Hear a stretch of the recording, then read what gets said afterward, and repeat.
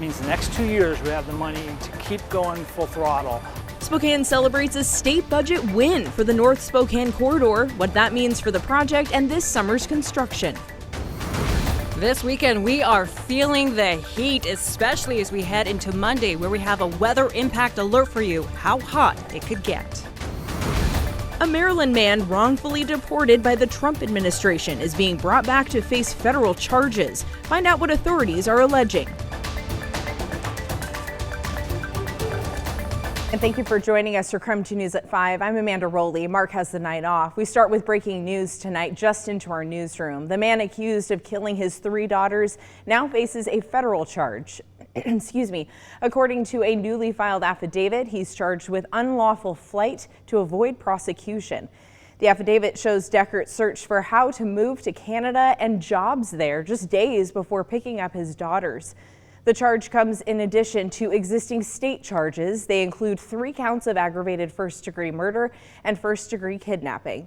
Chelan County Sheriff's Office posted on social media today saying after more than 500 tips from the public, the search for Travis Deckert continues. Investigators believe Deckert may be traveling along or near the Pacific Crest Trail. That's just west of the Enchantments, which authorities shut down last night. In addition to the Enchantments, several other trails in the North Cascades are also closed right now. That includes part of the Pacific Crest Trail, Rainbow Lake Trail, Twisp Pass Trail, Upper Stehekin Valley Trail, and Thunder Creek Trail, among several others. Now, investigators are also issuing a warning to those who live in cabins and remote areas in Chelan, Kittitas, King, Snohomish, and Okanagan counties.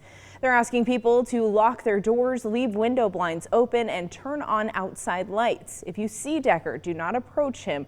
Call 911. As a reminder, Deckert is about 5 feet 8 inches and weighs 190 pounds. He has black hair and brown eyes. Deckert was last seen wearing a light-colored shirt and dark shorts. Now stay with KREM 2 News as the search for Travis Deckert intensifies. We'll bring you the latest developments on air on KREM.com and on our streaming app KREM 2 Plus. Just download on your TV and watch for free. And closer to home, a man accused of hitting someone with his SUV and pinning her between the SUV and another vehicle faces serious charges tonight. Spokane County Sheriff's deputies say they responded to a reported domestic violence call and found an adult female victim with a broken arm after allegedly being hit by the suspect's vehicle. The attack happened yesterday in Spokane. Deputies arrested 31-year-old Nash Archer. He appeared before a Spokane County judge today, and he faces first-degree assault domestic violence charges tonight and vehicular hit and run for leaving the scene. Nash was ordered to be held on a $50,000 bond. He'll appear next in court on June 17th. Switching things over to weather tonight, it's going to be a gorgeous and hot weekend here in the inland Northwest, leading up to an even hotter temperatures on Monday. Cody, what are you looking at right now? Well, what I'm looking at, Amanda, is a lot of sunshine, and it's why I'm putting on some sunscreen right now because I've already been sunburned once this season.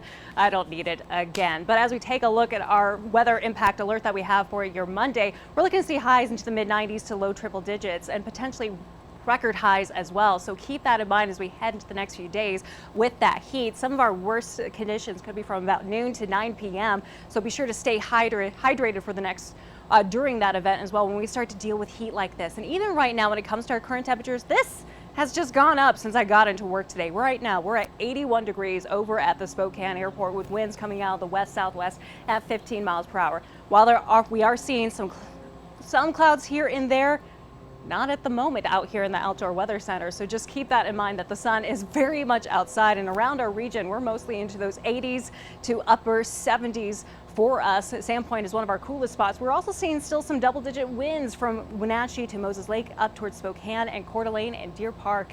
So we are also keeping a close eye on that. Now, for when we might start to cool down, it doesn't really like we're going to expect much relief as we head into our overnight hours and start tomorrow morning. And for the next 3 days, for your 3-day forecast, you can see we could still be in the upper 80s tomorrow, low 90s for Sunday, mid 90s for your Monday. More in your full forecast coming up. All right, thank you, Cody. Well, Spokane is celebrating several state budget wins tonight, including a major investment in the North Spokane corridor. KREM 2's Shannon Mowdy is there now to explain what it means for the project and the summer construction forecast. Shannon?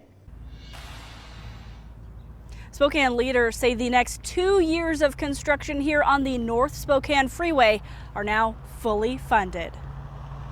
State lawmakers are invested in putting the pedal down on Spokane's longest running transportation project. I think we're ready to sign this budget. In late May, Governor Bob Ferguson signed the state's 2-year spending plan, along with millions of dollars for the North Spokane corridor. About $375 million for the next 2 years starting July 1st. In a state budget lawmakers crunched and cut from across the state, Spokane Transportation's John Snyder says this shows commitment to Eastern Washington. It is, and it's a real testament to how our legislators and West Side legislators are working together with the governor to move this project.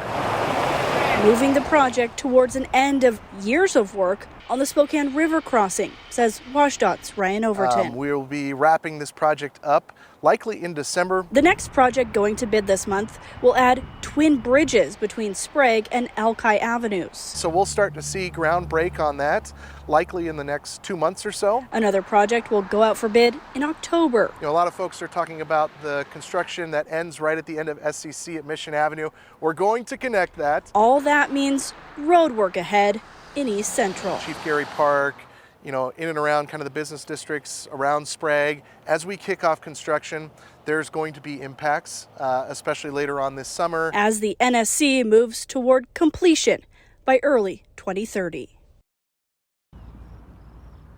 Now, on paper, the NSC has actually been fully funded for about 10 years through the Connecting Washington plan. That's a $879 million funding over 16 years. That was back in 2015. But of course, with the biennial budget, lawmakers have to allot certain chunks of that money for every 2 years. So as we have seen, that's led to some uncertainty at times that the project would get that full amount. Shannon Mowdy, KREM 2 News. All right, thank you, Shannon. Data from the CDC shows Idaho has the lowest number of children vaccinated against measles in the country. This is in the wake of America's first pediatric deaths from measles in more than 2 decades. The number of Idaho children vaccinated against measles has dropped about 10% over the last 5 to 6 years. A case of measles was reported in the Magic Valley last month after a person traveling to Burley was confirmed to have the disease. Ann Weiss, a doctor with Primary Health, says statewide rates are now under 80% when at least 92% is needed for herd immunity.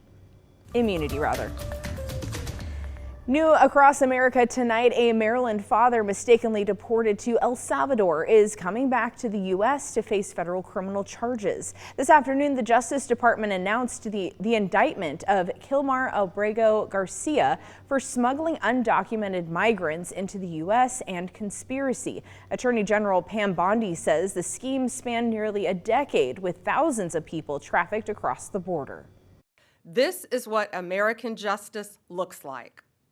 Upon completion of his sentence, we anticipate he will be returned to his home country of El Salvador. Garcia's deportation in March became a flashpoint in the debate over President Trump's crackdown on illegal immigration.